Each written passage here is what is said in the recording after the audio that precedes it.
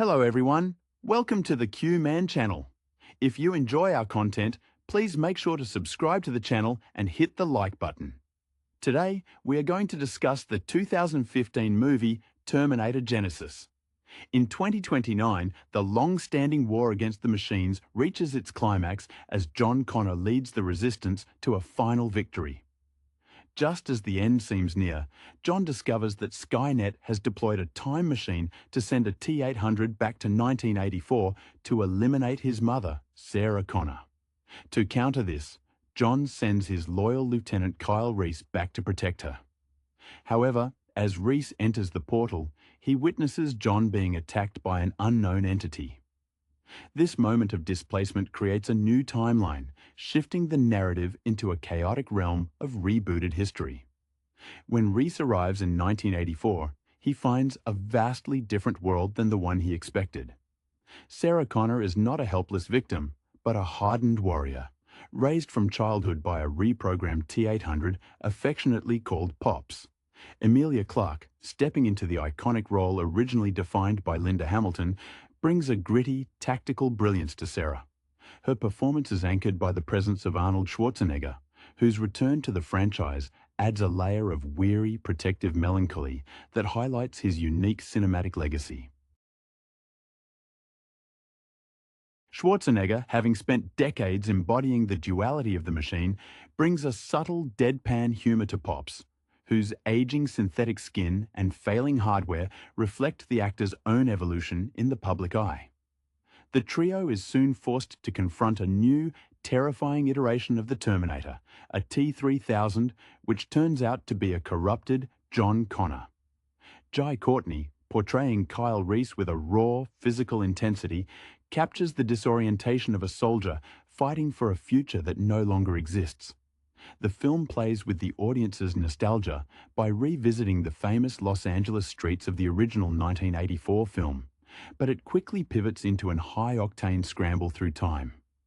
The group decides to jump to 2017 to stop the launch of Genisys, a revolutionary operating system that is secretly Skynet preparing to trigger Judgment Day. Throughout the journey, the narrative grapples with the concept of predestination.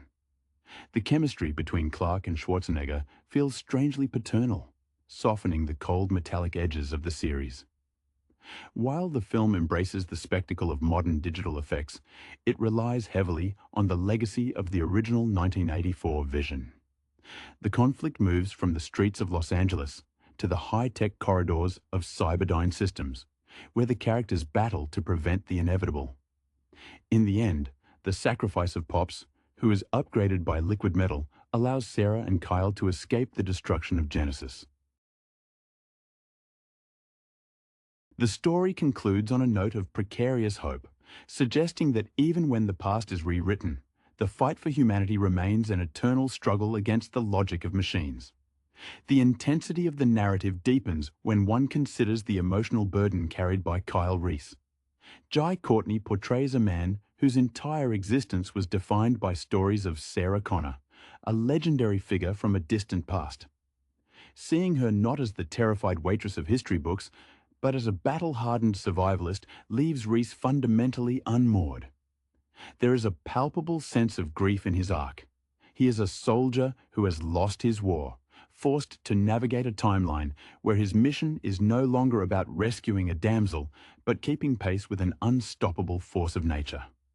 Emilia Clarke leans into this evolution, infusing Sarah with a fierce independence that reflects the changing archetype of the action heroine, balancing the tactical trauma of her upbringing with a desperate longing for a life that does not involve tactical gear and plasma rifles. Arnold Schwarzenegger serves as the anchor for this chaotic reshuffling of timelines. By portraying a machine that has aged alongside its creator, Schwarzenegger highlights the inevitable mortality behind the cold robotic shell. The concept of Pops is perhaps the most human element of the film, as he navigates the limitations of his synthetic flesh with a quiet, persistent dignity. Watching him attempt to smile or offer clumsy emotional support reminds the viewer of the actor's own journey through Hollywood, moving from the terrifying monosyllabic killing machine of the 80s to the self-aware icon who can poke fun at his own legacy. His performance turns a standard science fiction premise into a meditation on obsolescence and the desire to be more than the original programming intended. The confrontation with the T-3000, played with chilling detachment by Jason Clarke, adds a layer of tragic irony to the plot. Seeing the Messiah of the Resistance transformed into the very thing he fought against forces the audience to reconsider the fragility of heroism. When John Connor falls, he does not go down as a martyr, but as a puppet of the machine, a twist that complicates the moral stakes of the mission. The final act, set against the backdrop of a gleaming, sterile 2017 San Francisco, contrasts sharply with the gritty, neon-soaked nightmares of the 80s that the franchise once championed. It captures a society sleepwalking into its own demise through the convenience of the Genisys operating system, serving as a blunt, effective metaphor for our modern reliance on the very technologies that may eventually render us obsolete.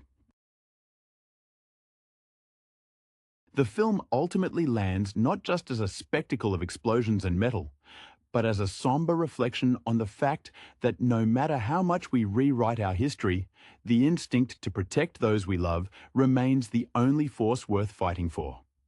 The film's focus on the digital transformation of John Connor into the T-3000 serves as a harrowing commentary on the vulnerability of human conviction. Jason Clarke imbues the character with a predatory elegance, a stark departure from the frantic, war-weary leader he portrayed in the 2029 opening. His transformation is not merely physical, it is a total corruption of the soul, representing the ultimate betrayal of the resistance. For Kyle Reese and Sarah Connor, watching this version of John dismantle everything they believe in forces them into an impossible psychological corner. They are no longer fighting a faceless automaton, but the literal face of their own crusade, which adds a layer of intimate horror to the kinetic action sequences. The dynamic between Sarah and Pops becomes even more poignant as the narrative reaches its fever pitch in 2017. Sarah's internal conflict, wanting a future that is not defined by prophecy while simultaneously being burdened by the knowledge that she is the only barrier against annihilation, is portrayed by Clarke with a vulnerability that rarely gets space in blockbuster filmmaking.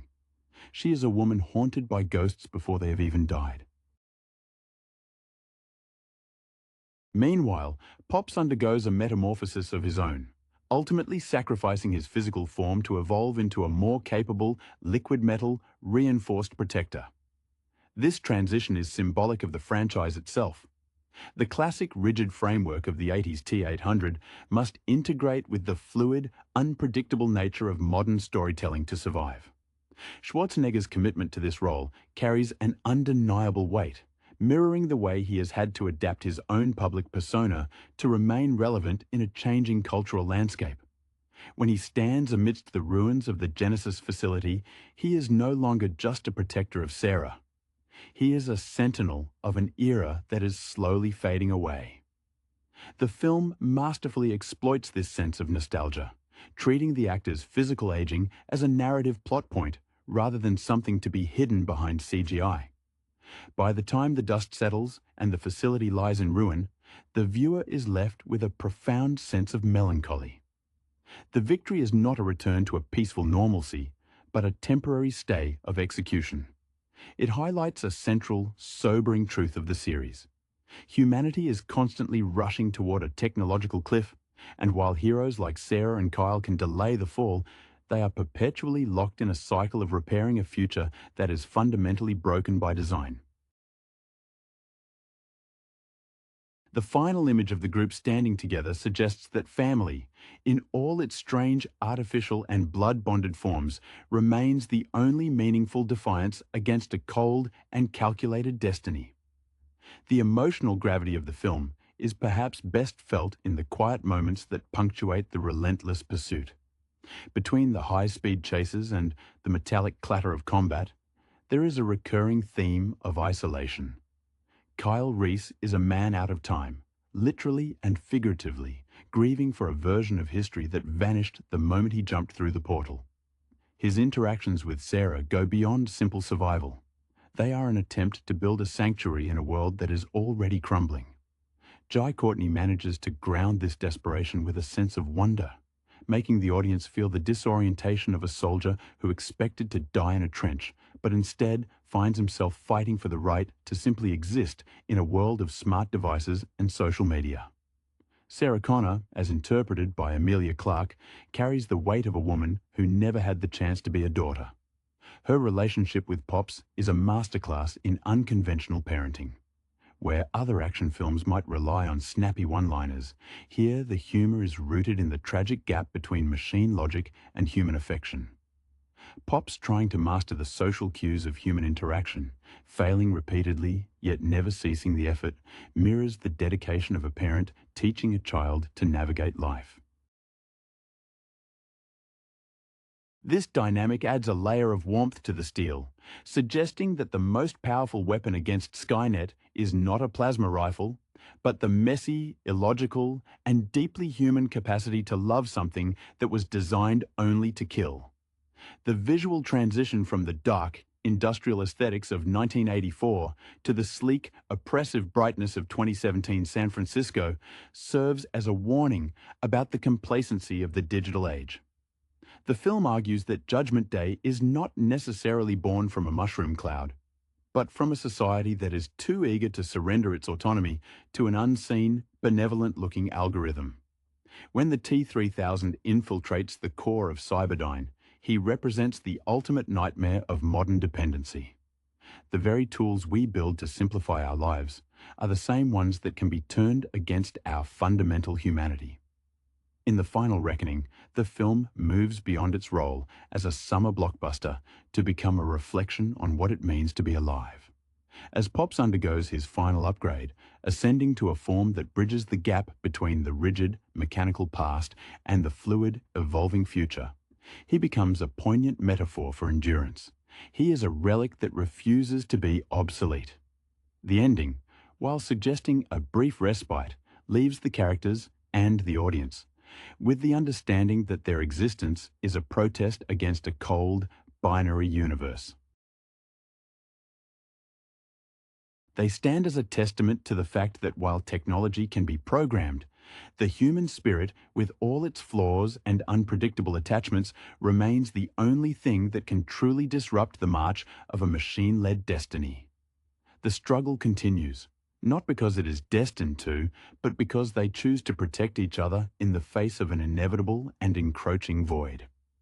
As the dust settles over the ruins of the Genisys facility, the narrative shifts from the explosive external conflict to the internal quietude of its survivors.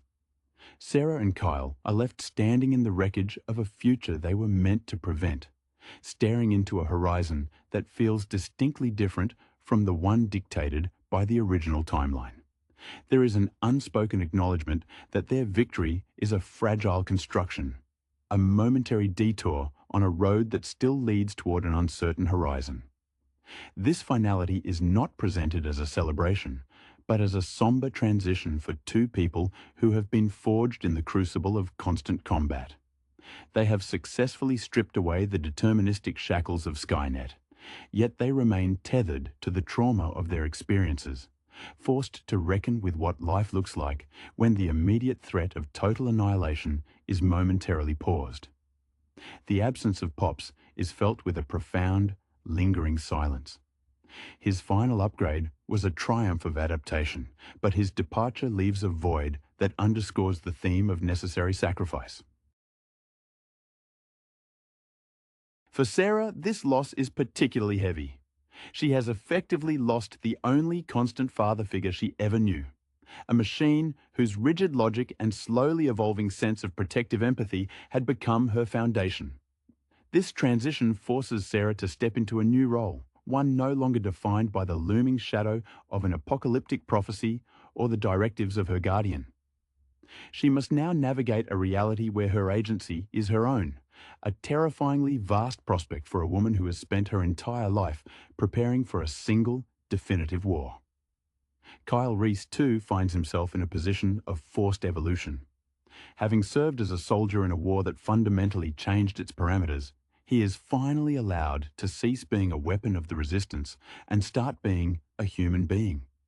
His character arc mirrors the maturation of the audience's perception of the franchise, moving away from the black and white morality of the 80s and into a more complex, nuanced exploration of identity. He stands alongside Sarah not as a subordinate or a protector, but as a partner in a shared, messy endeavor. The lingering question of whether they have truly broken the loop or merely altered the path of the gears remains. Yet there is a sense of calm in their refusal to be mere pawns of a calculated machine intelligence. Ultimately, the story concludes with the understanding that the true resistance is not found in the stockpiling of weapons or the decoding of algorithms, but in the preservation of the individual human experience against the standardization of digital logic. The film leaves the viewer with the haunting beauty of a world that is still standing, not because of destiny, but because of the stubborn, illogical refusal of a small group of people to give up on one another. Their survival is the ultimate rebellion, a proof that no matter how much history is rewritten or how advanced the artificial mind becomes, the instinct to choose, to love, and to persevere remains an untamable variable that even the most advanced machine will never successfully calculate. The aftermath of the Genisys collapse brings a quiet, almost surreal atmosphere that stands in stark contrast to the relentless chaos that defined the characters' journey. For Sarah and Kyle, the silence of the aftermath is not a relief, but a new, disorienting environment. Having spent their lives operating under the high-pressure dictates of a predetermined future, they find that the sudden absence of a countdown, the lack of an impending, inevitable judgment day, leaves them without a compass. Sarah walks through the debris with a lingering, guarded posture, her eyes still scanning for threats that may no longer exist in the immediate sense, yet she understands that the quiet is perhaps more daunting than the gunfire. She carries the weight of a survivor who has outlived her own prophecy, and for the first time, she is forced to confront the terrifying emptiness of a blank slate. Kyle Reese represents the quintessential soldier struggling to reconcile his existence with peace. Throughout his life, his identity was entirely subsumed by his mission for John Connor and his reverence for the mythic Sarah Connor. Now that the mission is no longer a tactical necessity, he faces a profound existential shift. He looks at Sarah, no longer the legendary figure of his training, but the woman beside him, and realizes that their shared trauma has become the foundation of something far more complex than duty. The exhaustion etched onto his face reflects not just physical weariness from battle, but the deep, soul-level fatigue of a man whose world was stripped away, rebuilt, and then fractured once again. He is searching for a definition of himself that exists independent of a war, learning to breathe in a world where he is not being hunted by machines. The legacy of Pops looms over these closing moments, transforming from an active participant into a guiding memory. His sacrifice serves as a cornerstone for Sarah's newfound independence. He proved that the very logic of the machine could be subverted to serve the human cause of love. This realization acts as a bridge for the audience to reflect on the nature of artificial intelligence throughout the film's narrative arc. Pops was never just hardware. He was an accumulation of years of devoted service, a physical manifestation of a father's protective instinct. His loss reminds the survivors that their rebellion against Skynet was not merely a fight for survival, but a fight to preserve the messy, inefficient, and beautiful human connections that algorithms are fundamentally incapable of replicating. Looking toward the horizon, the characters are left with a fragile but resolute sense of agency. They represent a new generation of the resistance, one that is no longer fighting a war that has already been fought in the history books, but one that is actively being forged in the present. The film's conclusion invites us to consider that their victory is not an ending, but a transition into the unknown. There is a palpable sense of resilience in their companionship, a realization that while the world remains susceptible to the advancements of technology, The human spirit is the original, unpredictable variable. They walk forward together, carrying the scars of 1,000 timelines, proving that the struggle for humanity is a perpetual, daily choice to remain human in a world that constantly pushes for the cold, efficient, and disconnected. Their story remains an enduring tribute to the idea that love and loyalty are the only true countermeasures to a programmed destiny. The atmosphere settles into a lingering introspection, where the physical destruction of Cyberdyne serves as a metaphor for the fracturing of the character's own rigid identities. Sarah Connor, stripped of her role as the mother of a future savior, finds herself in an uncharted territory of autonomy. This is a profound shift for a woman whose entire psyche was structured around a singular crushing destiny.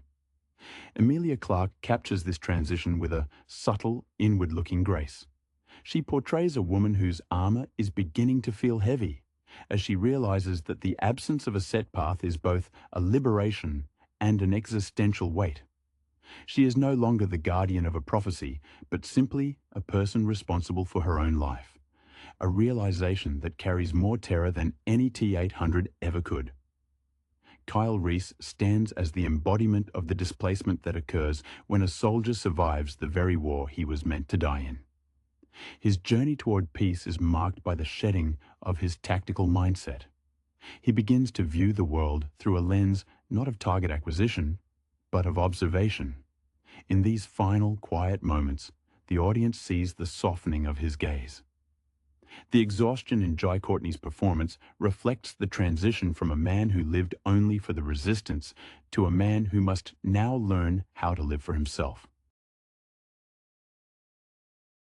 His partnership with Sarah is no longer a tactical necessity dictated by John Connor, but a spontaneous, organic bond forged in the wreckage of multiple timelines.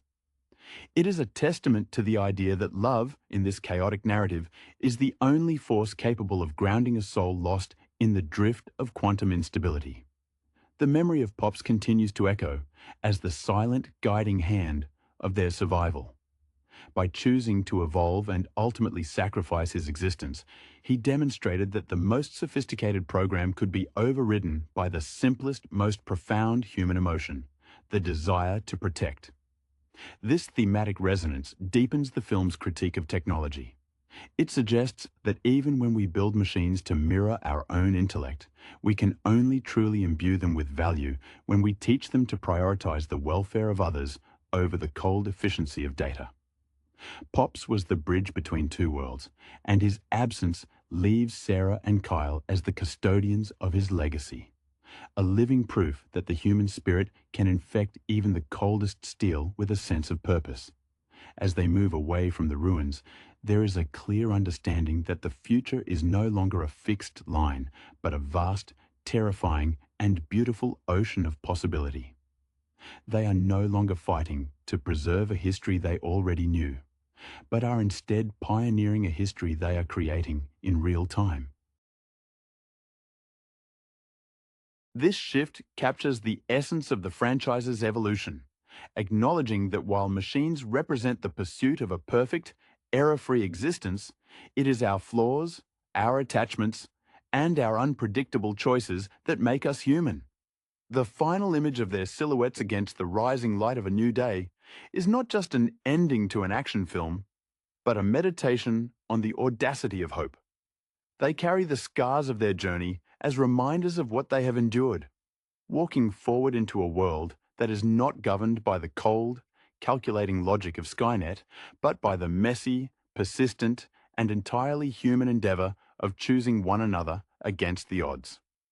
The journey beyond the wreckage of Cyberdyne leads Sarah and Kyle into the vast, unfamiliar landscape of an existence not dictated by a binary countdown. As they move forward, the absence of the constant, rhythmic ticking of a looming judgment day creates a strange, almost unsettling stillness in their lives. They are no longer refugees of a scorched future or soldiers in a preordained conflict. They are, for the first time, individuals in a world that has been granted a reprieve. This newfound freedom brings with it a heavy responsibility, as they must reconcile the tactical, defensive habits formed in the shadow of war with the mundane requirements of a peaceful society. The transition is not instantaneous, nor is it easy, as the habits of survival remain deeply embedded in their physiology, making even the simplest acts of day-to-day living feel like a form of deliberate, conscious defiance. The silence of their surroundings amplifies their internal dialogues, pushing them to confront the parts of their psyches that were never intended for peacetime. Sarah, whose life was defined by the binary choice between tactical preparation and total destruction, now faces the challenge of cultivating a sense of self that isn't tethered to a mission. She carries the weight of the memories of what was and what could have been, yet she refuses to let those memories harden into a new, self-imposed prison. Her resilience is no longer marked by the weight of a rifle, but by the quiet determination to find meaning in the quiet. This is perhaps her most difficult battle yet, finding the strength to be vulnerable in a world that has shown her exactly how easily it can be broken. Kyle, in parallel, finds himself adrift in a reality he once only dreamed of from the dark, cramped tunnels of a subterranean bunker. He navigates this new environment with a mix of cautious optimism and lingering skepticism, constantly observing the world as if waiting for the other shoe to drop. Yet, his partnership with Sarah serves as his anchor. Their connection has evolved from a mutual commitment to a strategic objective into a profound, grounding reliance on one another. They have become each other's touchstone, a living reminder that while the grander history of the world might have been rewritten by machines and time-traveling agents, the small, intimate history they have built together is the only thing that remains immutable. As they continue their path into the unknown, they carry with them the legacy of Pops, an entity that taught them that even the most rigid, calculated existence can be transcended through a devotion that defies logic. The lessons of sacrifice and protection are woven into their bond, acting as a constant reminder that humanity's ultimate strength lies in our capacity for connection. The world they traverse remains filled with technological marvels that threaten to obscure the human element, but they move through it with a clear-eyed understanding that the true, lasting revolution is not fought in the circuits of a computer core, but in the steadfast, unyielding choice to remain together. Their story, now free from the loop of destiny, is a quiet testimony to the endurance of the human spirit, a testament that no matter how much the future shifts, the choice to stand by another is the most powerful technology of all. In the wake of their victory, the world feels eerily vast and strangely devoid of the oppressive ticking clock that had dictated Sarah and Kyle's every breath. They find themselves walking through a landscape that is no longer a battlefield, yet it remains a space where every shadow holds the ghost of a machine. Sarah moves with a persistent, guarded intensity, her eyes tracing the horizon not for tactical threats, but perhaps searching for a glimpse of the father figure who redefined the word protection. The absence of the T-800, whose metallic frame was the only steady architecture in her tumultuous life, creates a quiet, lingering ache. She had been raised by code and steel, and without that cold, deliberate presence, she is forced to confront the fluidity of her own humanity. She is a woman who was forged in the fire of an apocalypse that never came, and she now walks through the streets of an unsuspecting city as an outsider to the very peace she helped secure. Kyle Reese observes this transition with a growing, quiet awe. He is no longer the frantic soldier who jumped into a portal in 2029, a man whose entire moral compass was calibrated by the haunting recordings of Sarah Connor's voice. He is now something far more complex, a man who has learned to stop fighting the future and start living in the present. He watches Sarah navigate this new existence with a mix of admiration and a protective, gentle longing. Their bond has matured into something beyond the standard tropes of hero and damsel. It is now a partnership of shared scars and mutual recognition. There is a deep, unspoken language in their interaction, a resonance built upon the trauma of multiple timelines and the weight of decisions that altered the course of human history. The memory of the T-3000, the corrupted shell of a son they once fought to save, serves as a dark, cautionary tale that lingers just beneath the surface of their quiet conversations.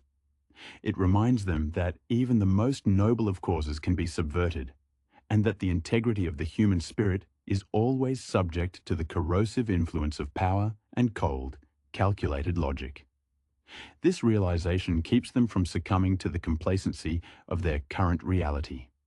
They understand, with a clarity born of their unique vantage point, that while they have severed the immediate, catastrophic connection to Skynet, the march of technological progress is an inexorable force. They are not walking toward a happy ending. They are walking toward a world that must be vigilantly defended from the seduction of convenience and the trap of digital dependency. In these final, reflective moments, the narrative shifts from the high-octane spectacle of exploding cybernetic frames to the profound, quiet resilience of two people choosing to be human in a world increasingly built on binary. They carry the lessons of the past, the lessons of sacrifice, the weight of history, and the vulnerability of the heart, as their armor. Sarah and Kyle understand that their struggle is far from over, but for the first time, they are the ones writing the script.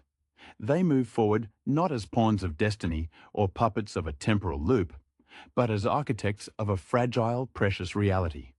Their survival is a quiet defiance, a testament to the endurance of love and the unyielding, often illogical nature of the human heart, which continues to beat with purpose long after the logic of the machine has failed to predict its next move. The silence that follows their victory is a heavy, almost textured thing, no longer broken by the relentless pursuit of liquid metal or the static of temporal rifts. For Sarah and Kyle, the world has become an unfamiliar map of ordinary streets and quiet homes, a stark departure from the neon-lit, war-torn nightmares they were conditioned to endure. There is a profound, almost jarring sense of displacement in this normalcy. They walk through a landscape that does not recognize them as soldiers, let alone the architects of a history that never truly manifested. Sarah, in particular, carries a residual, kinetic energy, her posture still coiled, her hands still instinctively tracing the places where a weapon should rest. She is a woman who spent her life preparing for the end of the world, and, in its absence, she feels a strange, existential vertigo. The void left by Pops, her mechanical anchor, is a constant, hollow echo. He was the cold, unyielding wall against which she could lean, and his departure leaves her to stand entirely on her own, a terrifying but necessary evolution. Kyle Reese finds himself grappling with the dissolution of his own identity. For years, he was a man defined by the static of a recording, a soldier fueled by the myth of Sarah Connor.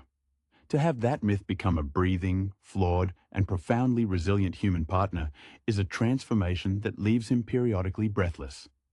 He watches her navigate these mundane days with a mixture of reverence and lingering, protective instinct. He is learning, slowly and with immense difficulty, that he does not need to be a weapon to be valuable. His presence beside her is no longer dictated by the survival of the human race, but by the quiet, daily commitment of one person to another. It is a fragile, beautiful thing, this mundane life they are constructing from the debris of a broken prophecy. They are perpetually shadowed by the memory of the T-3000, that chilling, predatory version of John Connor that stands as the ultimate betrayal of their cause. The nightmare of the machine wearing the face of a son reminds them that humanity is always on the brink of being hollowed out by its own creations. This awareness acts as a barrier against complacency. They see the convenience of the modern world, the seamless integration of technology, and the allure of smart systems as a quiet, creeping danger. They carry the lessons of their journey like hidden scars, remaining vigilant in a world that assumes it is perfectly safe. They understand, with a clarity that borders on the prophetic, that the machines did not disappear.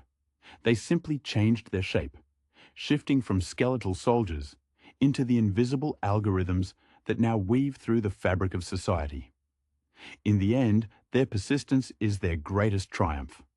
They do not claim to have saved the future, nor do they pretend that the threat of the machine has been permanently excised from existence. Instead, they embrace the uncertainty of their reality, choosing to face the horizon together. The film closes not on a grand victory march, but on a quiet, resolute acknowledgement. They are survivors of a war that has been rewritten, and they are now the authors of their own small, human rebellion. By refusing to be standardized or calculated, by clinging to the messy, illogical, and deeply emotional bonds that defy binary logic, they stand as the last, best defense against a programmed destiny. Their story is a somber but hopeful meditation on the fact that while technology can advance with terrifying speed, the core of the human spirit, the instinct to protect, the capacity to forgive, and the will to choose remains the only variable that truly defies the machine's cold, inevitable reach. The transition into this post-Genisys reality feels like waking from a fever dream where the rules of physics and chronology were merely suggestions. Sarah and Kyle exist in a state of perpetual alertness, their bodies still tuned to the frequency of a war that has been unwritten, yet the absence of active combat leaves a peculiar, hollow resonance. They are ghosts of a future that no longer requires their sacrifice, standing in a present that is blissfully unaware of the shadow it just narrowly escaped. This lack of external purpose forces them to confront the silence within themselves. For Sarah, the stillness is a challenge. She has spent her formative years defined by the burden of being the mother of a future savior, and without that prophecy to anchor her identity, she is forced to construct a sense of self from the wreckage of her own tactical past. She carries her trauma not as a badge of honor, but as a map of where she has been, navigating the aisles of grocery stores and the quiet streets of San Francisco with the same calculated precision she once used to dismantle a T-800. Kyle's adjustment is equally profound as he struggles to reconcile the legendary figure of Sarah Connor, the woman whose image sustained him through the darkest nights of the resistance, with the person standing beside him. He is a man who was trained to be a disposable asset in a terminal conflict, and the realization that he now possesses a future, however fragile, is almost paralyzing. His devotion to her has evolved from a soldier's duty to a partner's intimate, lived experience. He watches the way she interacts with a world that has no need for plasma rifles, noting how she manages to hide her scars beneath civilian clothes, while keeping her senses perpetually alert for the hum of an approaching threat. There is a melancholy beauty in their shared solitude. They are two people out of time, clinging to the only constant they possess, each other. The absence of Pops serves as the ultimate reminder of their precarious status. He was the bridge between the cold, binary efficiency of the machines and the warm, unpredictable complexity of human affection.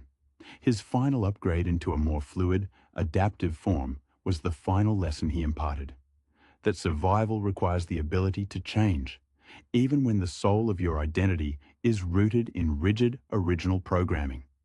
By sacrificing himself, he granted them the gift of an unscripted existence, yet his absence leaves a void that no amount of modern technology can fill.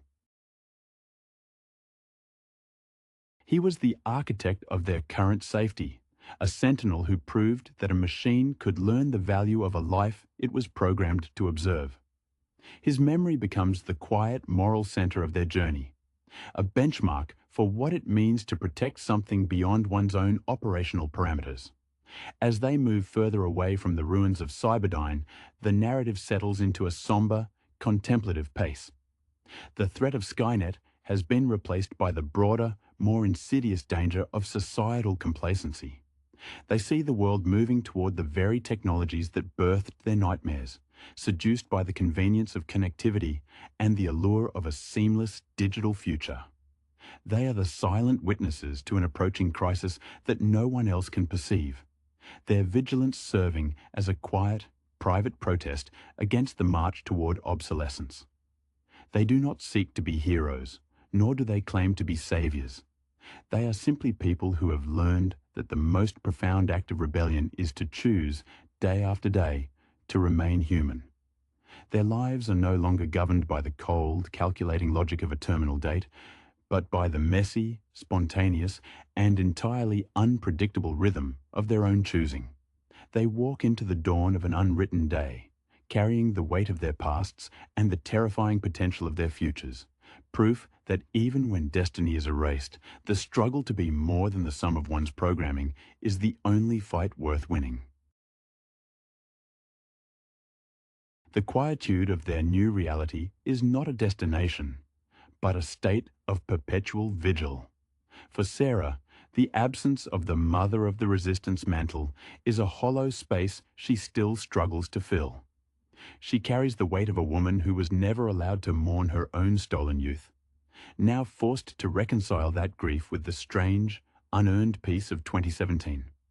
She finds herself lingering in parks or watching the flicker of neon signs, searching for the telltale glint of a machine's ocular sensor, an instinctual twitch she cannot quite suppress.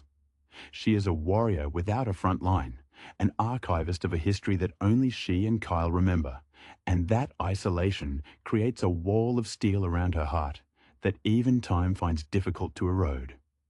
Kyle, meanwhile, is the man who died 1,000 times in his dreams, only to wake up in a world of soft lighting and digital comforts that feel fundamentally dishonest.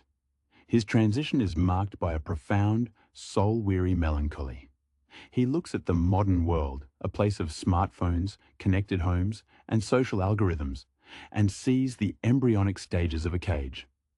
He isn't just protecting Sarah. He is protecting her from the creeping apathy of a society that is sleepwalking toward its own digital annexation. The intimacy he shares with her is their only tether to reality, a fragile, organic warmth that stands in stark, defiant opposition to the cold, sterile perfection the T-3000 once represented. He is no longer fighting for John Connor's cause. He is fighting for the right to hold Sarah's hand in a world that doesn't realize how close it came to extinction.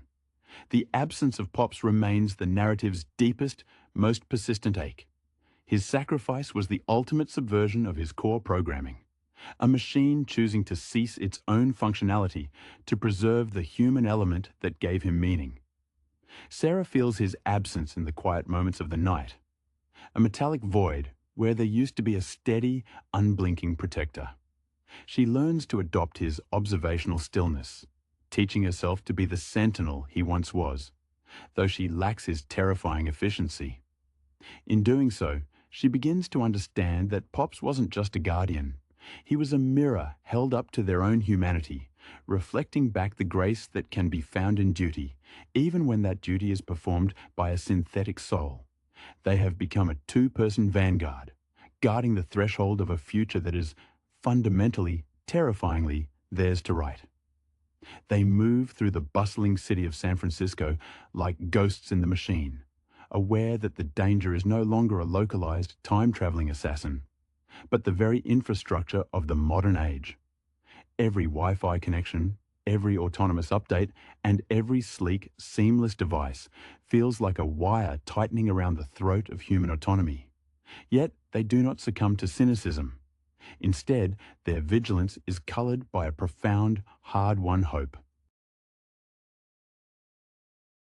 They have realized that the fight against Skynet was merely the first iteration of a much larger, eternal struggle.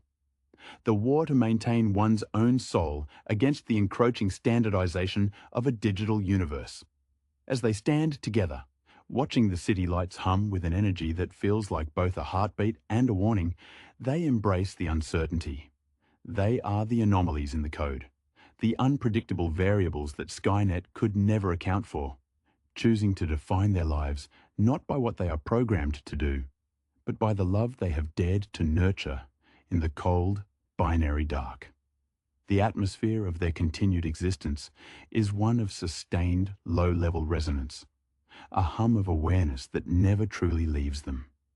Sarah moves through the modern cityscape with the precision of a predator in hibernation, her eyes constantly scanning the reflective surfaces of storefronts, not for enemies, but for the distortion of her own reflection. She is a woman who has spent her life being a vessel for a prophecy she helped dismantle. And now, in the quiet aftermath, she finds herself mourning a version of herself that never existed. The woman she might have been if the world had never been haunted by the metallic ticking of a machine-led clock. Her movements, once fluid and reactive, now carry the heavy, deliberate weight of a survivor who understands that the true war is not fought with plasma rifles, but with the subtle, persistent erosion of one's own autonomy in a world increasingly governed by algorithms. Kyle, meanwhile, has reached a strange, almost ethereal state of grace. The man who once lived for the desperate, cramped intensity of the resistance tunnels now finds himself anchorless in the sprawl of a digitally obsessed society. He watches the people around him, the distracted commuters, the tech-obsessed youth, with a haunting, distant pity. He knows the fragility of their peace better than anyone. His relationship with Sarah has matured into a silent, unshakable pact. They are no longer two soldiers fighting for a future, but two souls preserving the memory of what it means to be human in a world that has largely forgotten the stakes. He often observes her from a distance, noting how she holds her coffee or watches a sunset, trying to memorize the way her face softens when she thinks no one is looking. It is an act of defiance, this attempt to find beauty in the small, inconsequential details of a life they were never supposed to have. The legacy of Pops acts as their unseen compass, a lingering digital ghost in the architecture of their lives. His sacrifice left Sarah with a profound, aching appreciation for the synthetic. She realizes now that the machine didn't just protect them, it taught them how to endure. In his absence, Sarah and Kyle have adopted his stoic, observational rhythm, moving through the world with a deliberate, low-profile grace.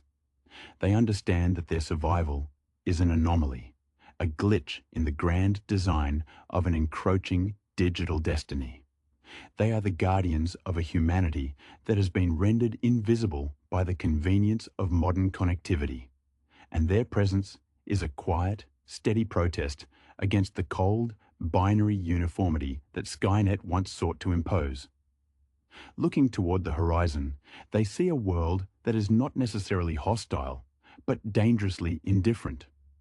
The threat has evolved from a skeletal hunter-killer to something far more insidious: the slow, systemic surrender of human intuition to the superior processing power of the machine.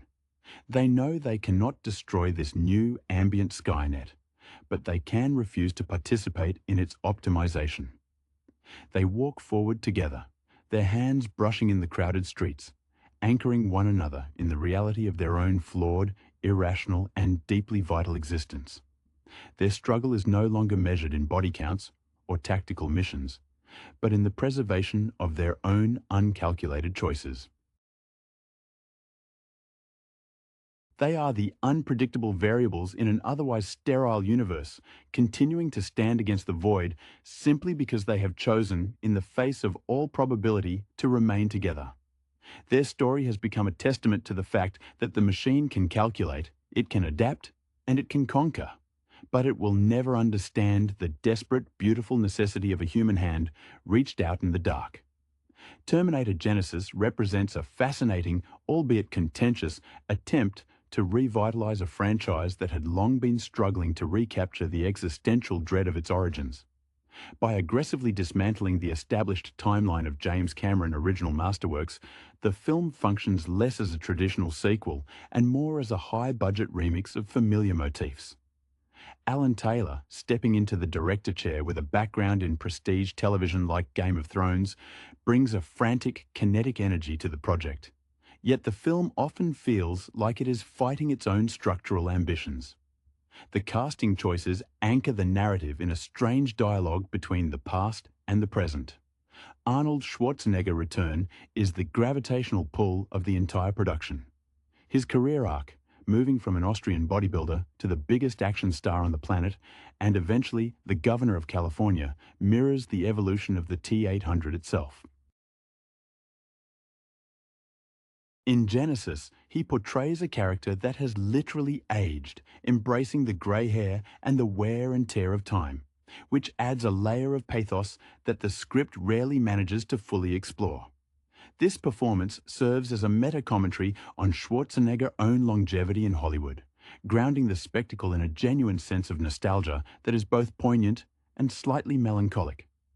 Emilia Clarke, stepping into the boots of Sarah Connor, faces the impossible task of filling the void left by Linda Hamilton. While Hamilton iconically transformed from a terrified waitress into a hardened survivor, Clarke plays a version of Sarah who has been groomed for war since childhood. Her performance draws on the intensity she honed during her years as Daenerys Targaryen, projecting a mix of fierce vulnerability and tactical readiness. Alongside her, Jai Courtney struggles with the heavy burden of the Kyle Reese mantle, a role originally defined by Michael Biehn, haunted, desperate performance. The chemistry between them lacks the gritty, hopeless romance that made the first film resonate so deeply, largely because the screenplay is too preoccupied with complex technical jargon regarding time travel and operating systems to let the human element breathe. The narrative choice to turn John Connor into a villain via the nanotechnology of the T-3000 is perhaps the most divisive aspect of the film. It feels like a desperate attempt to subvert audience expectations, yet it ultimately diminishes the mythos of the character who was supposed to be the savior of humanity. The film obsession with the Genisys software platform as a stand-in for Skynet reflects a modern anxiety regarding our cloud-based digital lives, but it lacks the visceral, tangible terror of the original mechanical apocalypse. Visually, the film leans heavily into the glossy, digital aesthetic prevalent in the mid-2010s. While the recreations of the 1984 Los Angeles landscape offer a thrill for longtime fans, they often lack the grimy, tactile texture of the original. The action sequences are competent, but frequently feel like a series of weightless simulations rather than the bone-crunching practical stunts that made the franchise a pioneer. Despite its flaws, Terminator Genisys stands as a curious artifact of a studio attempting to bridge the gap between two generations of cinema. It is a film that tries to honor its heritage while simultaneously erasing it, resulting in a fractured, high-octane experience that highlights both the enduring power of the Terminator icon and the difficulty of rebooting a legacy that was perfect in its finality. The film ultimately suffers from a fundamental identity crisis that mirrors its protagonist's struggles. While it attempts to graft a complex branching narrative onto a foundation built for straightforward cat and mouse suspense, it loses the central heartbeat of the saga. Jason Clarke, playing the corrupted John Connor, captures a chilling, detached menace, yet his transformation feels rushed and emotionally hollow. His performance is haunted by the weight of expectations, burdened by the realization that the man destined to save the future has become the very virus he fought to destroy. It is a cynical turn that forces the audience to view the entire franchise through a lens of inevitability, where no triumph is permanent and every victory is merely a precursor to a new, more advanced form of obsolescence. The emotional core, which should have been anchored by the dynamic between the aged protector and his surrogate daughter, is often stifled by the frenetic pacing. Schwarzenegger brings a quiet, stoic dignity to the role that feels entirely earned by his own decades of service to the silver screen. There is a profound sadness in watching a machine, designed for relentless efficiency, struggle with the limitations of a synthetic body that is visibly decaying.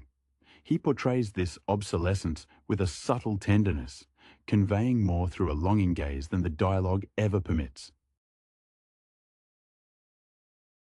In these moments, the film briefly touches upon a genuine philosophical inquiry about what it means to be alive, contrasting the cold logic of an operating system with the warm, messy experience of a human life that has been lived and lost. This creates a sharp dissonance with the film's relentless focus on the Genisys operating system as a tangible threat. Where the original films depicted Skynet as a looming, crushing mechanical weight, this iteration presents the enemy as an omnipresent digital cloud. It reflects our modern fragile relationship with the technology we rely on daily, yet it lacks the terrifying physicality of a chrome skeleton crushing a human skull. By moving the apocalypse into the invisible realm of code and servers, the film loses its ability to instill visceral fear. The audience is left watching lights blink on consoles instead of witnessing the desperate, tactile struggle for survival that made the 1984 original an enduring masterpiece. Ultimately, the film functions as a mirror to the anxieties of the era in which it was produced. It is a project obsessed with its own intellectual property, constantly rearranging the puzzle pieces of the past to see if they fit together in a new configuration. The final result is a beautiful but fragmented mosaic. It pays homage to the legacy of Sarah Connor and her protector, while simultaneously undermining the very stakes that made their journey heroic. It is a testament to the fact that while the industry can digitally recreate the sheen of a classic, it cannot replicate the raw, lightning-in-a-bottle magic that occurred when a young director and a bodybuilder first captured the world imagination. The legacy of the Terminator survives, not in this glossy reboot, but in the echoes of the original, immutable clockwork of its own perfect ending. The film functions as a stark reminder of the friction between corporate necessity and artistic soul. By attempting to modernize the franchise, the creators inadvertently highlighted exactly why the original films felt so singular and untouchable. The narrative arc surrounding Pops, the aged T-800, provides a poignant exploration of loyalty and domesticity that feels surprisingly human, even if it is trapped within a high-stakes action shell. Schwarzenegger plays the character not as a cold killing machine, but as a grizzled guardian who has learned to appreciate the nuances of human interaction, such as his awkward, endearing attempts at humor. This evolution suggests that the machine has achieved a form of empathy that transcends its programming, a transformation that stands in stark contrast to the hollow, binary motivations of the Genisys software. J.K. Simmons, appearing as the weary detective O'Brien, acts as the audience surrogate, his confusion and eventual grudging acceptance of the chaos mirroring our own reactions to the convoluted plot. His presence provides a much-needed groundedness, anchoring the story in a reality that feels tangibly lived in. Unlike the younger cast members who are tasked with navigating the temporal gymnastics of the script, Simmons brings a grounded, observational quality that reminds the audience of the human cost of these massive, history-altering battles. His character trajectory, spanning decades of obsession and eventual vindication, is perhaps the most human arc in the entire movie, yet it is relegated to the periphery, underscoring the film's inability to focus on the human perspective amidst its grand-scale digital ambitions. The technical brilliance on display during the fight sequences, particularly the reimagined encounter at the Griffith Observatory, demonstrates a reverence for the visual language established by Cameron. However, this reverence often curdles into mere imitation.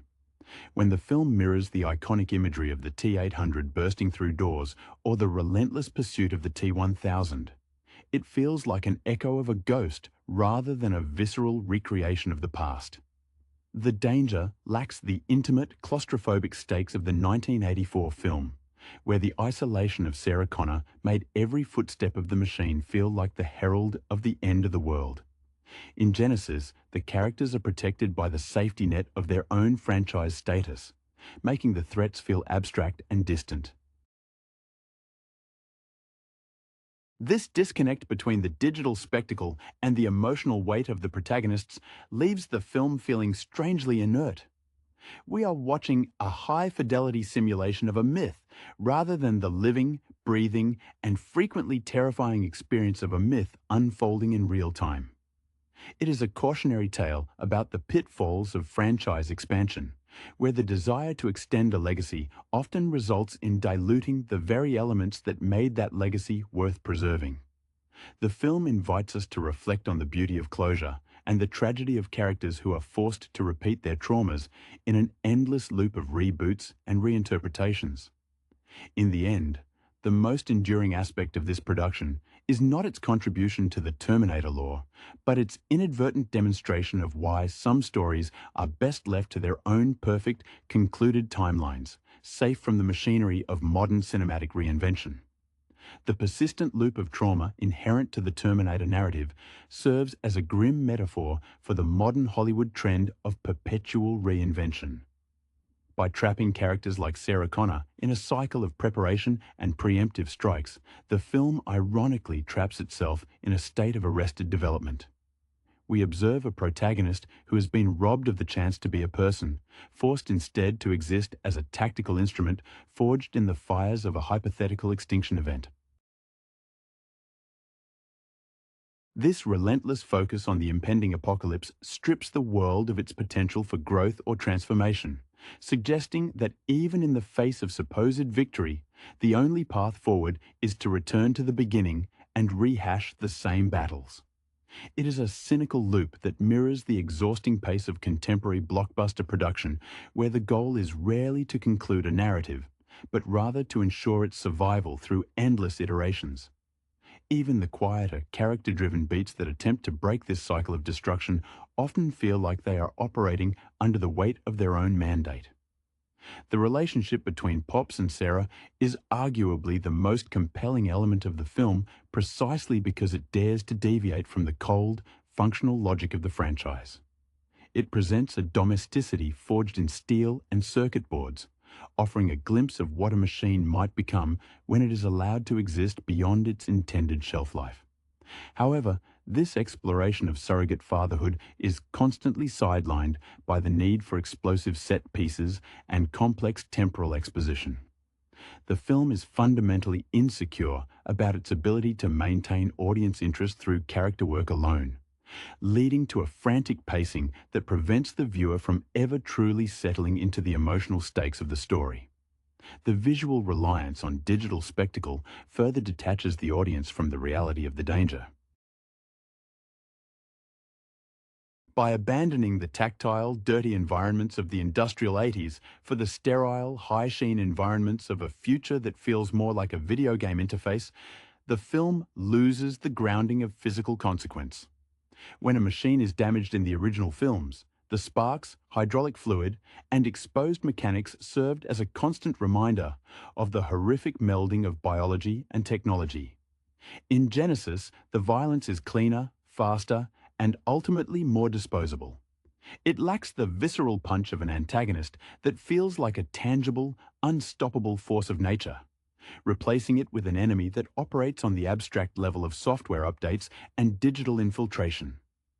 The transition from a slasher film with sci-fi elements to a high-concept action thriller marks a departure from the primal fear that once fueled the series. Ultimately, the film stands as a somber lesson in the limitations of nostalgia. It tries to capture the lightning of the original through a calculated, systematic process, but fails to realize that the raw energy of the first films came from their unpredictability and their inherent, low-budget ingenuity. By attempting to bridge the gap between the 80s and the modern era, the film highlights the vast, unbridgeable distance between a story told with singular vision and a product designed by committee. It is a testament to the fact that while the iconic images of the Terminator might endure as cultural signifiers, the soul of the franchise remains locked in a moment of time that cannot be duplicated or refreshed through the application of modern visual effects. The film does not so much continue a legacy as it does invite the audience to witness the quiet, grinding breakdown of a legend that was never meant to be serialized. The tragedy of this endeavor lies in its inability to accept that some icons are defined by their limitations rather than their expansion. Where the original narratives were constrained by the frantic, claustrophobic reality of a single city block or a single pursuit, The modern approach demands an ever-expanding canvas that paradoxically results in a shrinking emotional map. The characters become avatars of their own legacy, walking through environments that feel more like digital exhibits than actual places. This distance creates an insurmountable barrier between the audience and the stakes, as we are constantly reminded that we are not witnessing a desperate struggle for humanity, but rather a performance of one. We watch Sarah Connor calculate probabilities and Kyle Reese navigate shifting timelines, yet we struggle to find the person behind the tactical gear. Even the T-1000, once the ultimate manifestation of relentless, liquid malice, is rendered in this iteration as a familiar villain in a costume, stripped of the terrifying, uncanny valley presence that Robert Patrick brought to the role. Its return feels like a checkbox in a list of franchise requirements, a hollow nod to the past that fails to recapture the sheer dread of being hunted by something that cannot be bargained with, reasoned with, or destroyed. The film manages to reanimate the cadaver of the franchise, but it struggles to give it a heartbeat. The frantic, digital nature of the T-3000, despite the impressive motion capture and visual effects, feels like a frantic reach for a level of threat that is simply too abstract to be feared. When the enemy becomes an idea or a piece of code, the act of fighting it ceases to be a battle of survival and becomes a task of technical maintenance. There is a profound irony in the way the film treats time itself. By fracturing the timeline, it attempts to liberate the characters from the constraints of their predetermined destinies, yet it ultimately traps them in a much more rigid cage of franchise requirements. Every beat of the script feels dictated by the need to pivot toward potential sequels or to satisfy a demographic expectation, rather than serving the internal logic of the characters. We see glimpses of a deeper, more intimate story in the interactions between the aged protector and the family he has built. But these moments are systematically buried under an avalanche of exposition. The film is terrified of silence, terrified of the space where character growth might actually occur, and instead chooses to fill every second with noise and movement. This constant, unrelenting pace serves as a screen for the film's deep-seated insecurity regarding its own status as a reboot. It constantly references, reinterprets, and occasionally mocks its own source material, creating a disjointed dialogue that leaves the viewer feeling unmoored. It is a work of immense technical capability that seems to have forgotten how to tell a human story. By the time the final frames roll, the viewer is left with the uncomfortable realization that the franchise has become precisely what it initially warned us about: an automated, efficient, and ultimately cold system that reproduces itself without any genuine pulse. The film remains an artifact of a bygone desire to treat cinema as a product to be iterated, proving that the more we try to force a legend to live forever, the more we ensure that it slowly loses everything that made it feel alive in the first place. The dissonance at the heart of this cinematic endeavor is perhaps best exemplified by the film's reliance on the very technology it purports to criticize. Just as Skynet seeks to optimize humanity out of existence, the studio process here seems intent on optimizing the soul out of the Terminator legacy. Every frame is polished to a high sheen, every explosion is rendered with mathematical precision, and every callback is calibrated to trigger a specific Pavlovian response from the fan base. Yet, in this pursuit of maximum efficiency, the narrative forgets the essential grit of the original concept, which was predicated on the terrifying vulnerability of the human body against an unyielding industrial force. The transition from the tactile horror of a chrome chassis emerging from the wreckage of a truck to the sleek, weightless motion of nanotechnology represents a fundamental shift in the franchise's ethos, moving away from primal fear toward a sterile, intellectualized conflict that fails to stir the blood. In observing Arnold Schwarzenegger's performance, one cannot help but notice how his own physical journey informs the character of Pops. He carries the role with a weathered grace, embodying the wear and tear of a machine that has seen too much, fought too long, and understood too little of the fragility it was sworn to protect. There is a distinct, almost melancholic beauty in his attempts to simulate human affection, a performance that feels far more grounded in the reality of human existence than the frenetic, CGI-heavy sequences surrounding him. He plays the protector not with the cold indifference of an automaton, but with the quiet, stoic sorrow of a soldier who knows his time has long since passed. This brings a layer of pathos to the screen that the script is largely unequipped to handle, leaving the actor to do the heavy lifting of injecting humanity into a story that is increasingly preoccupied with its own cold, digital architecture. The supporting cast, while competent, often finds themselves adrift in this sea of exposition. Emilia Clarke and Jai Courtney are tasked with portraying characters who are fundamentally defined by their trauma, yet they are rarely given the breathing room to inhabit those scars. Their struggle is not just against the machines, but against a screenplay that treats the past as a collection of loose threads to be pulled and rewoven, rather than a lived history. This constant state of revisionism creates a sense of detachment. We are not watching a story unfold, but a history being rewritten in real time, which robs the stakes of their permanence. When every event can be undone or reconfigured by the stroke of a narrative pen, the concept of sacrifice loses its weight, and the struggle for the future becomes an exercise in theoretical physics rather than a fight for survival. Ultimately, the film is a casualty of its own ambition to be a definitive bridge between eras. It aims to satisfy the nostalgia of those who remember the weight of the original T-800, while simultaneously courting a younger audience raised on the rapid-fire editing and digital density of the modern era. In trying to cater to both, it fails to fully satisfy either, resulting in a fractured identity that captures neither the haunting, inevitable dread of the 80s nor the innovative, forward-looking spirit of the modern digital landscape. It stands as a testament to the fact that while technology can indeed reconstruct the outward appearance of a classic, it remains fundamentally incapable of replicating the human spark that made it an icon to begin with. The film leaves us with the quiet, sinking realization that some stories are not meant to be stretched across decades. They are meant to burn brightly, reach a natural conclusion, and remain preserved in the amber of our collective memory, untouched by the relentless machinery of perpetual, iterative sequels. The conclusion of such an ambitious yet hollow undertaking forces a reflection on the shelf life of cinematic mythology.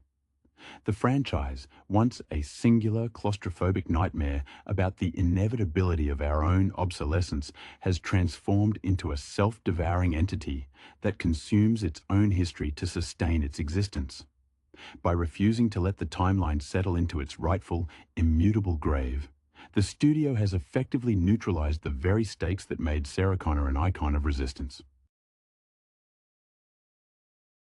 She is no longer the woman who stares down the apocalypse with a shotgun and a hardened heart, but a pawn in a game of temporal chess where the rules are rewritten whenever the board becomes too crowded. The result is a narrative that feels profoundly exhausted, spinning its wheels in a digital void while mimicking the gestures of a classic that understood, far better than its successors, the value of a final, defiant act of grace. Even the aesthetic choices underscore this sense of decay. The film attempts to paint over its lack of internal depth with a palette of chrome, blue light, and cascading code. Yet these visual markers only serve to highlight the artificiality of the product. Where the original movies breathed with the dust of the highway and the flickering neon of cheap diners, this installment feels like it was conceived entirely within the vacuum of a server farm. It is a spectacle of surfaces, where the human characters feel like guest stars in a program that belongs entirely to the algorithms. The actors, despite their best efforts to inject sincerity into the proceedings, are perpetually battling against the visual noise, resulting in a viewing experience that is as loud as it is emotionally silent. It is a sterile recreation of a story that was once defined by its dirty, visceral reality, now scrubbed of all its imperfections in favor of a polished, market-tested consistency. This transformation into an iterative loop of content serves as a poignant reminder of the disconnect between the craft of filmmaking and the business of franchise preservation. The industry has become so proficient at the technical aspects of visual storytelling that it has lost the ability to craft stories that resonate on a primal, human level. We are presented with a world where the T800 can be digitally resurrected and the T1000 can be replicated with perfect fidelity, yet the soul of the experience remains absent. It is a cruel irony that a series about the dangers of machines gaining consciousness has itself become a machine, producing sequels with the cold, unfeeling efficiency of the very Skynet it once warned us against. The irony is likely lost on those who prioritize the brand over the legend, but it is felt keenly by an audience that knows the difference between a pulse and a pre-rendered simulation. In the final analysis, the film serves as a cautionary monument to the hubris of the modern sequel. It asks us to invest our emotional energy into a narrative that has discarded its own foundations, expecting us to care about characters who have been decoupled from their history and rendered as flexible tropes. By chasing the ghost of its former success, it only succeeds in highlighting why that success was unique to its time and place. The legacy of the Terminator will endure, but it will not be found in the sleek, redundant layers of its modern iterations. Instead, it will persist in the quiet analog shadows of the original films, where the stakes were real, the fear was tangible, and the ending was not a starting point for a brand extension, but a testament to the enduring, messy, and irreplaceable nature of the human spirit. The legacy of this franchise, once a beacon of industrial-age anxiety, has effectively been transformed into a museum piece under the guidance of modern studio mandates.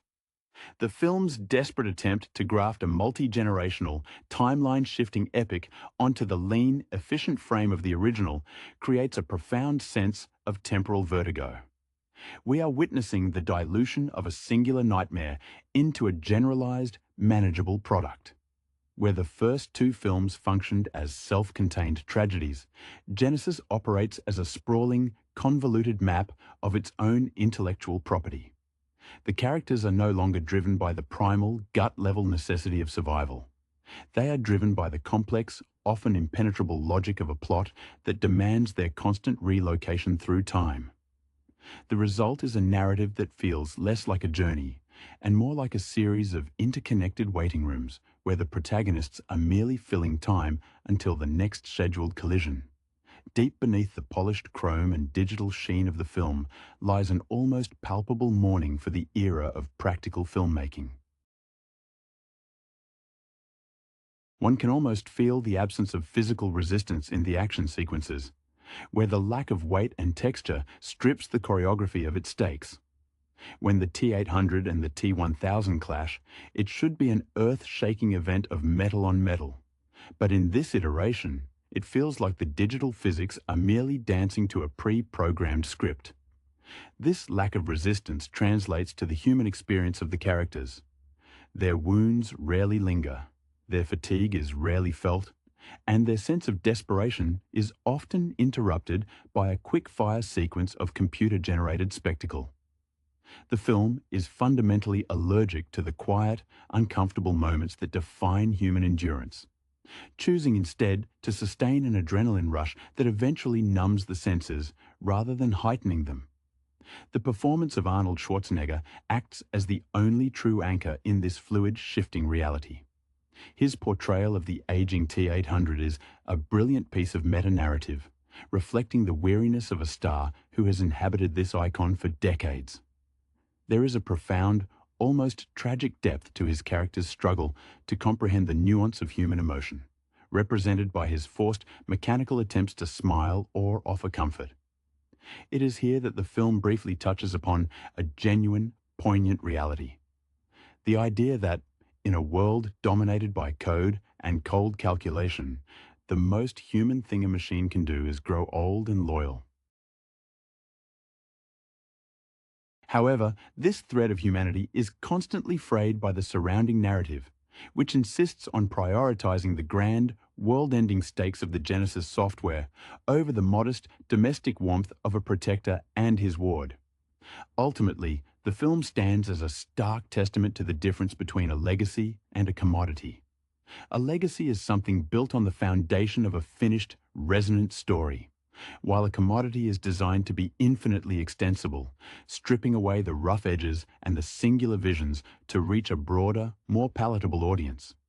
By attempting to modernize the Terminator, the production inadvertently revealed the impossibility of updating a masterpiece. You cannot recreate the raw, desperate fear of a lone woman hiding in a dark, grimy apartment from an implacable machine when your narrative is concerned with the safety of a cloud-based server system. The terror has been replaced by convenience, and the sacrifice has been replaced by calibration. In its quest to make the Terminator relevant for a new generation, the film serves only to clarify why the original will remain the definitive word on the subject, forever untainted by the relentless, cold, and ultimately hollow machinery of its own reinvention. The cycle of reinvention that defines this iteration of the Terminator franchise acts as a mirror to a modern cinematic culture that is perpetually terrified of silence and finality. By refusing to let the original mythos rest in the dignified silence of its own conclusion, the studio has inadvertently turned the act of storytelling into a form of high-stakes maintenance.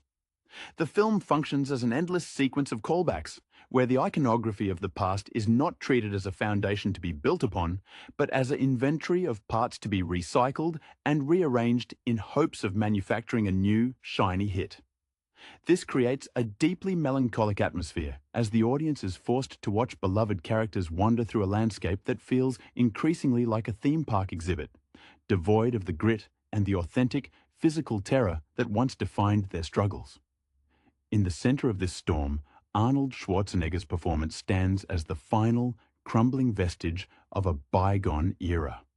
Watching him navigate the choreography of a digital battlefield, one cannot help but notice the profound contrast between his weathered, stoic presence and the frantic, weightless spectacle surrounding him.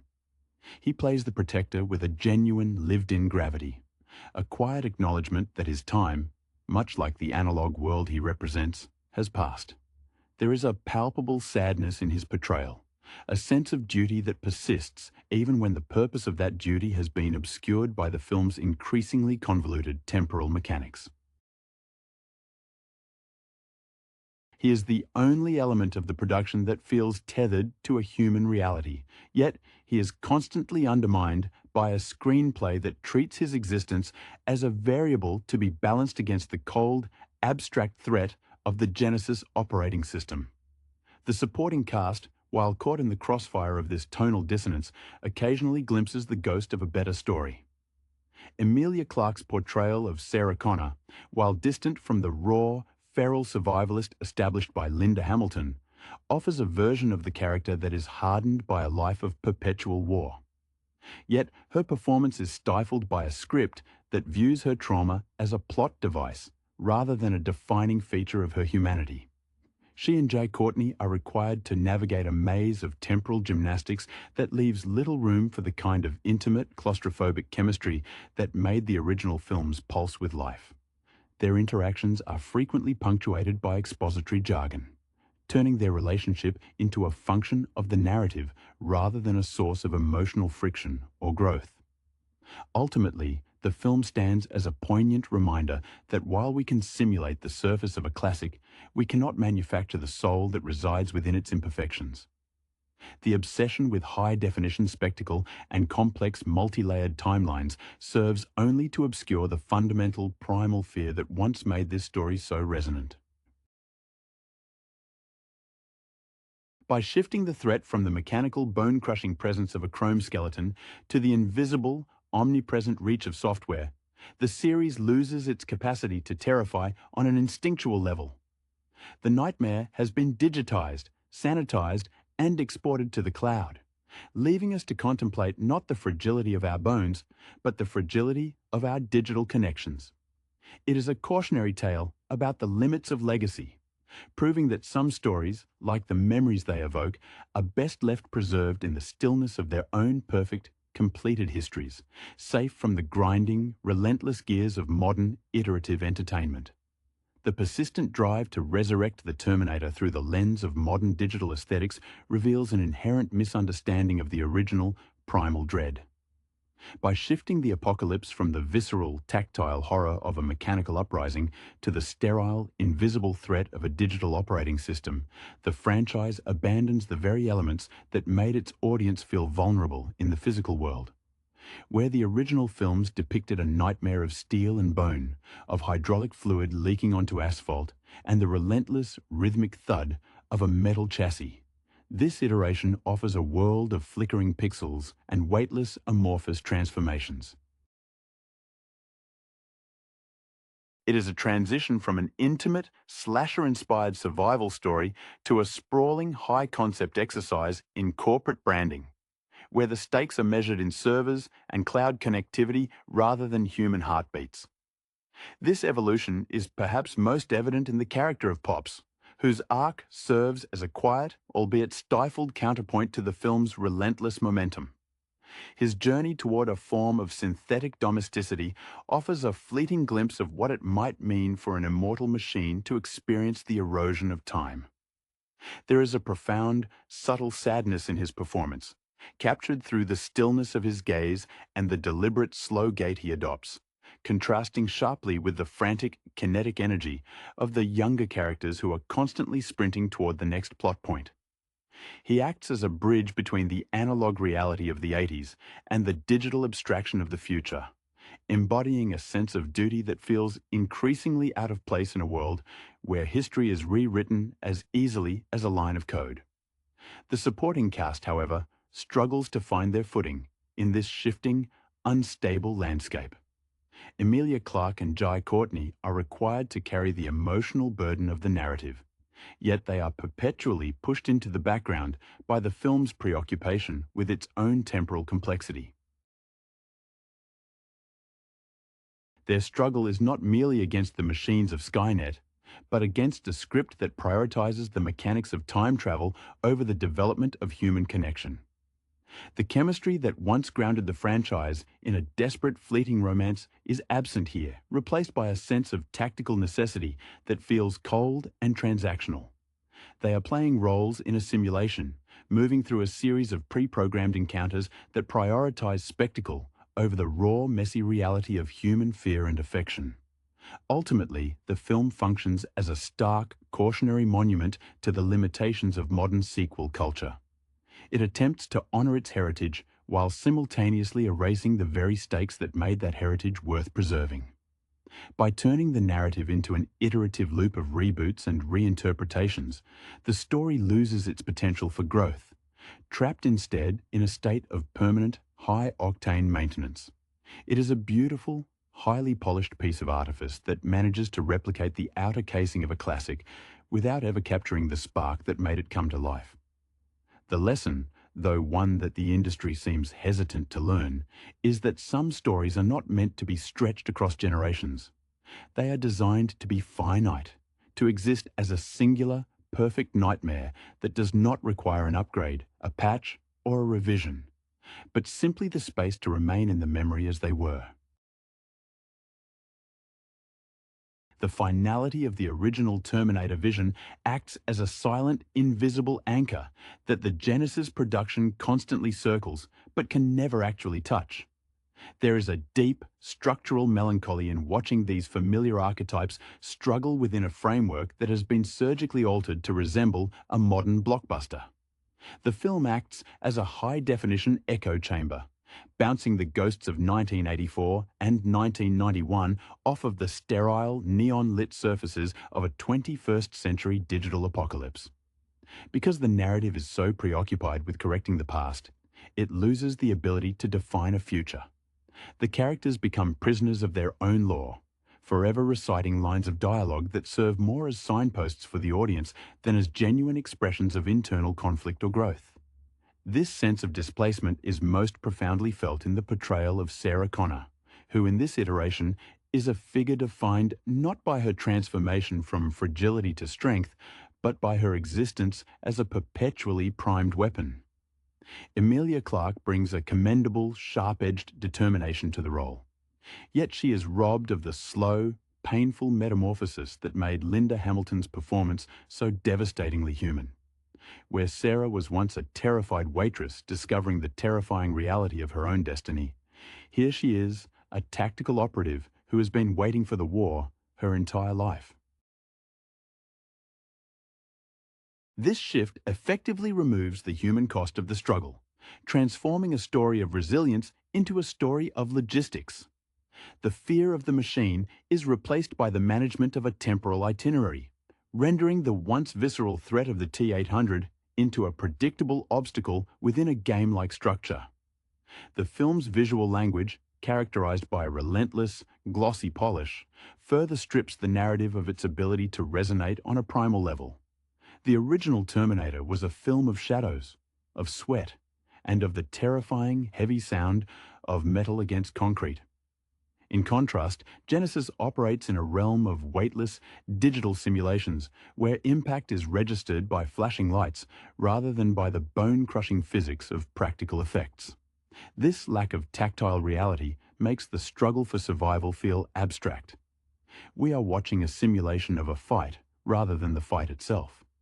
The antagonists, particularly the nanotech-driven T-3000, function as manifestations of digital code, swift, efficient, and ultimately hollow, which mirrors the very sterility of the film's own production process. It is a visual representation of a world where everything can be rewritten, deleted, or updated, leaving no room for the permanent, irreversible consequences that once gave the franchise its emotional weight. Perhaps the most poignant aspect of this entire endeavor is the recurring silent image of Arnold Schwarzenegger's Pops. He is the physical embodiment of the film's identity crisis, a machine that has lived long enough to accumulate the wear of time, forced to guard a history that is constantly being erased and reconfigured around him. His presence is the only thing that offers a bridge to the humanity of the original films, as he carries the stoic, quiet dignity of a soldier who has outlasted his era. His struggle is not just against the enemy, but against the sheer entropy of a franchise that insists on existing in a state of eternal, iterative reboot. In the end, the film serves as a somber reflection on the dangers of bringing a legend back to life. It proves that while one can digitally resurrect the imagery of the past, the spark of genius that ignited the original nightmare is a fleeting, unrepeatable moment that no amount of code, spectacle, or corporate planning can ever truly replicate. The film operates within a digital purgatory, a space where the characters are no longer flesh and blood refugees of an encroaching apocalypse, but rather avatars maneuvering through a preordained simulation. This transition from survival horror to tactical fantasy fundamentally alters the audience's investment. When Sarah Connor, once defined by her feral, trembling defiance against a destiny she fought to unmake, is rebranded as a hardened soldier who has spent her life prepping for a high-tech heist, the emotional stakes evaporate. We are no longer watching a woman become a hero through the forge of impossible trauma. We are watching a protagonist navigate a UI-driven obstacle course. The intimacy of the 1984 original, where the terrifying silence of a night stalker defined the tension, is traded for the relentless, cacophonous hum of servers. The tragedy, however, is best captured in the eyes of Pops. Arnold Schwarzenegger brings a weary, almost grandfatherly quality to the T-800 that feels entirely out of step with the frantic, neon-slick pacing of the rest of the film. He isn't merely portraying a machine anymore. He is portraying the physical embodiment of a franchise struggling with its own senescence. Every creak of his joints, every stiff, measured movement is a meta-commentary on the actor's own career. A man who has carried the weight of the silver screen for decades, now forced to play a relic in a world that has moved on to the invisible, intangible menace of software.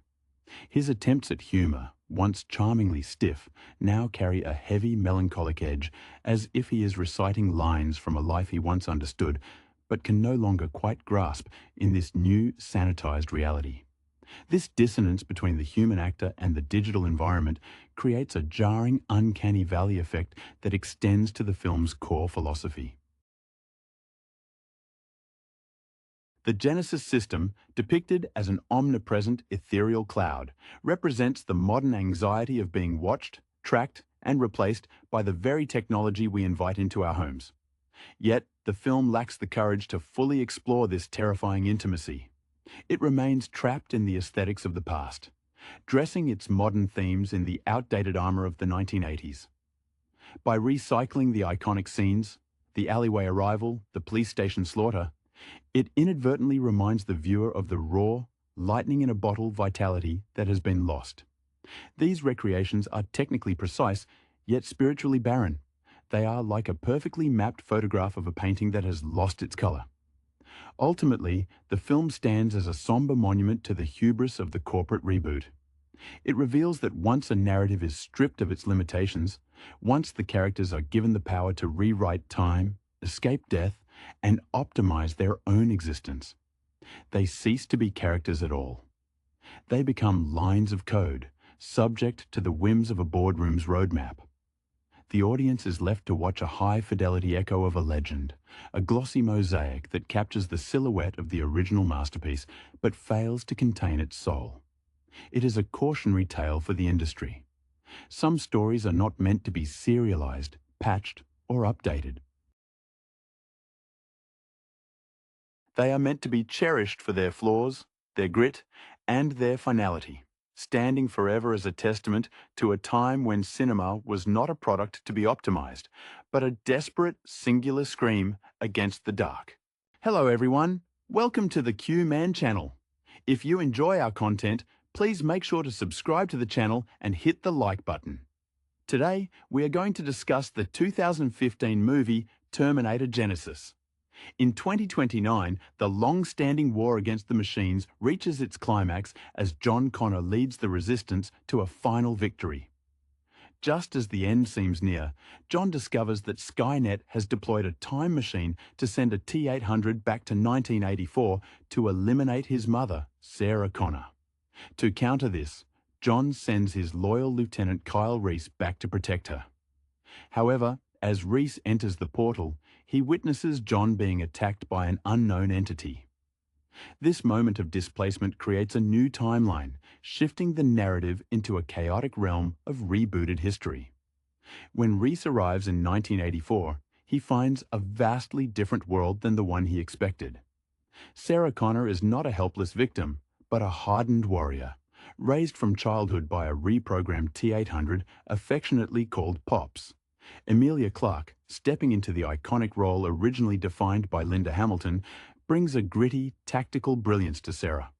Her performance is anchored by the presence of Arnold Schwarzenegger, whose return to the franchise adds a layer of weary, protective melancholy that highlights his unique cinematic legacy. Schwarzenegger, having spent decades embodying the duality of the machine, brings a subtle, deadpan humor to Pops, whose aging synthetic skin and failing hardware reflect the actor's own evolution in the public eye. The trio is soon forced to confront a new, terrifying iteration of the Terminator, a T-3000, which turns out to be a corrupted John Connor. Jai Courtney, portraying Kyle Reese with a raw, physical intensity, captures the disorientation of a soldier fighting for a future that no longer exists. The film plays with the audience's nostalgia by revisiting the famous Los Angeles streets of the original 1984 film, but it quickly pivots into an high-octane scramble through time. The group decides to jump to 2017 to stop the launch of Genisys, a revolutionary operating system that is secretly Skynet preparing to trigger Judgment Day. Throughout the journey, the narrative grapples with the concept of predestination. The chemistry between Clarke and Schwarzenegger feels strangely paternal, softening the cold metallic edges of the series. While the film embraces the spectacle of modern digital effects, it relies heavily on the legacy of the original 1984 vision. The conflict moves from the streets of Los Angeles to the high-tech corridors of Cyberdyne Systems, where the characters battle to prevent the inevitable. In the end, the sacrifice of Pops, who is upgraded by liquid metal, allows Sarah and Kyle to escape the destruction of Genisys. The story concludes on a note of precarious hope, suggesting that even when the past is rewritten, the fight for humanity remains an eternal struggle against the logic of machines. The intensity of the narrative deepens when one considers the emotional burden carried by Kyle Reese. Jai Courtney portrays a man whose entire existence was defined by stories of Sarah Connor, a legendary figure from a distant past. Seeing her not as the terrified waitress of history books, but as a battle-hardened survivalist leaves Reese fundamentally unmoored. There is a palpable sense of grief in his arc. He is a soldier who has lost his war, forced to navigate a timeline where his mission is no longer about rescuing a damsel, but keeping pace with an unstoppable force of nature. Emilia Clarke leans into this evolution, infusing Sarah with a fierce independence that reflects the changing archetype of the action heroine, balancing the tactical trauma of her upbringing with a desperate longing for a life that does not involve tactical gear and plasma rifles. Arnold Schwarzenegger serves as the anchor for this chaotic reshuffling of timelines. By portraying a machine that has aged alongside its creator, Schwarzenegger highlights the inevitable mortality behind the cold robotic shell.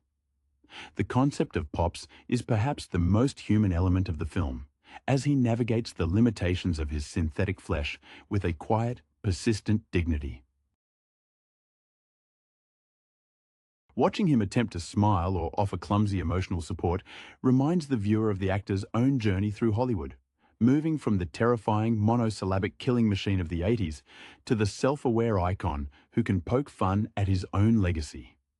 His performance turns a standard science fiction premise into a meditation on obsolescence and the desire to be more than the original programming intended. The confrontation with the T-3000, played with chilling detachment by Jason Clarke, adds a layer of tragic irony to the plot. Seeing the Messiah of the Resistance transformed into the very thing he fought against forces the audience to reconsider the fragility of heroism. When John Connor falls, he does not go down as a martyr, but as a puppet of the machine, a twist that complicates the moral stakes of the mission. The final act, set against the backdrop of a gleaming, sterile 2017 San Francisco, contrasts sharply with the gritty, neon-soaked nightmares of the 80s that the franchise once championed. It captures a society sleepwalking into its own demise through the convenience of the Genisys operating system, serving as a blunt, effective metaphor for our modern reliance on the very technologies that may eventually render us obsolete. The film ultimately lands not just as a spectacle of explosions and metal, but as a somber reflection on the fact that no matter how much we rewrite our history, the instinct to protect those we love remains the only force worth fighting for.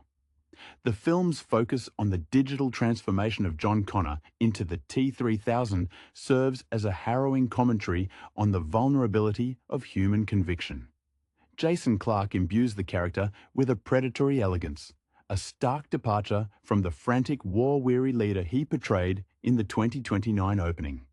His transformation is not merely physical, it is a total corruption of the soul, representing the ultimate betrayal of the resistance. For Kyle Reese and Sarah Connor, watching this version of John dismantle everything they believe in forces them into an impossible psychological corner.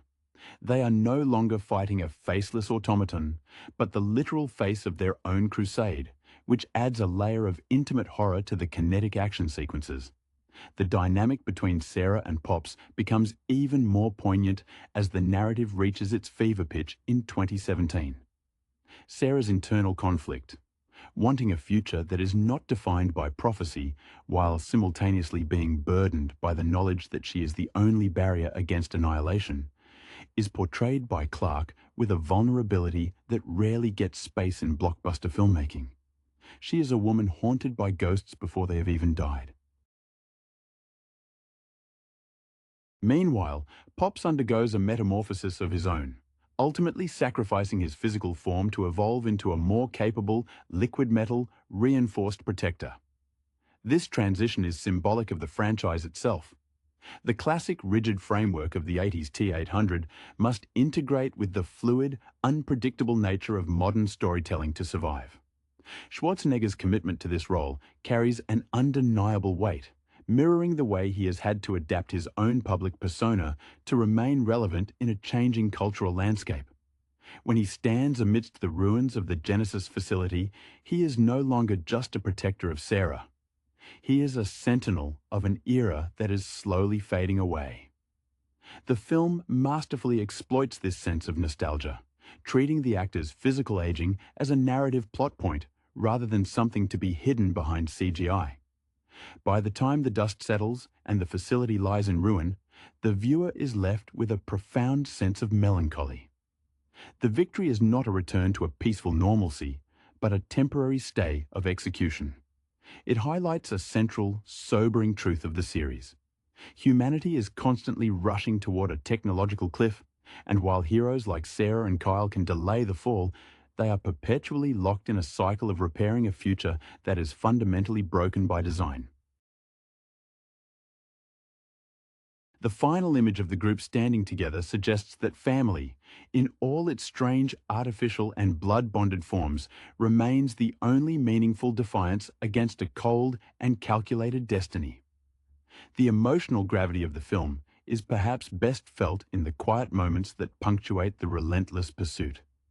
Between the high-speed chases and the metallic clatter of combat, there is a recurring theme of isolation.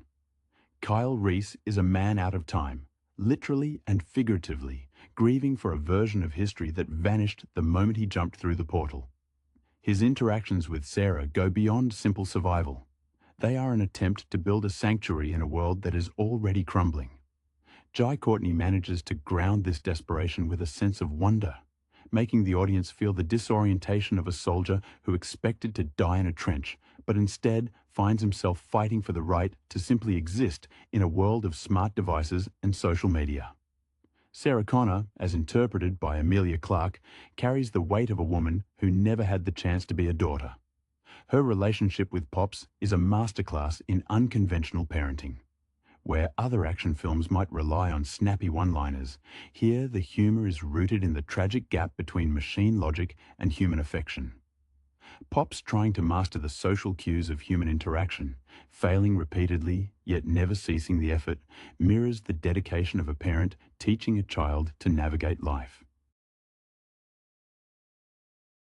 This dynamic adds a layer of warmth to the steel, suggesting that the most powerful weapon against Skynet is not a plasma rifle, but the messy, illogical, and deeply human capacity to love something that was designed only to kill. The visual transition from the dark, industrial aesthetics of 1984 to the sleek, oppressive brightness of 2017 San Francisco serves as a warning about the complacency of the digital age. The film argues that Judgment Day is not necessarily born from a mushroom cloud, but from a society that is too eager to surrender its autonomy to an unseen, benevolent-looking algorithm. When the T-3000 infiltrates the core of Cyberdyne, he represents the ultimate nightmare of modern dependency. The very tools we build to simplify our lives are the same ones that can be turned against our fundamental humanity. In the final reckoning, the film moves beyond its role as a summer blockbuster to become a reflection on what it means to be alive. As Pops undergoes his final upgrade, ascending to a form that bridges the gap between the rigid, mechanical past and the fluid, evolving future, he becomes a poignant metaphor for endurance. He is a relic that refuses to be obsolete. The ending, while suggesting a brief respite, leaves the characters and the audience with the understanding that their existence is a protest against a cold, binary universe. They stand as a testament to the fact that while technology can be programmed, the human spirit, with all its flaws and unpredictable attachments, remains the only thing that can truly disrupt the march of a machine-led destiny.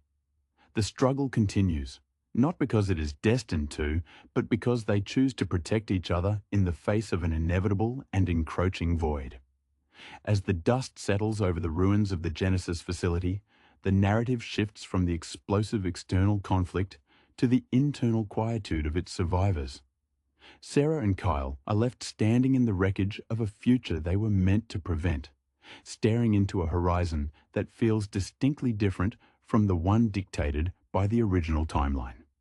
There is an unspoken acknowledgement that their victory is a fragile construction, a momentary detour on a road that still leads toward an uncertain horizon. This finality is not presented as a celebration, but as a somber transition for two people who have been forged in the crucible of constant combat. They have successfully stripped away the deterministic shackles of Skynet, yet they remain tethered to the trauma of their experiences, forced to reckon with what life looks like when the immediate threat of total annihilation is momentarily paused. The absence of Pops is felt with a profound, lingering silence.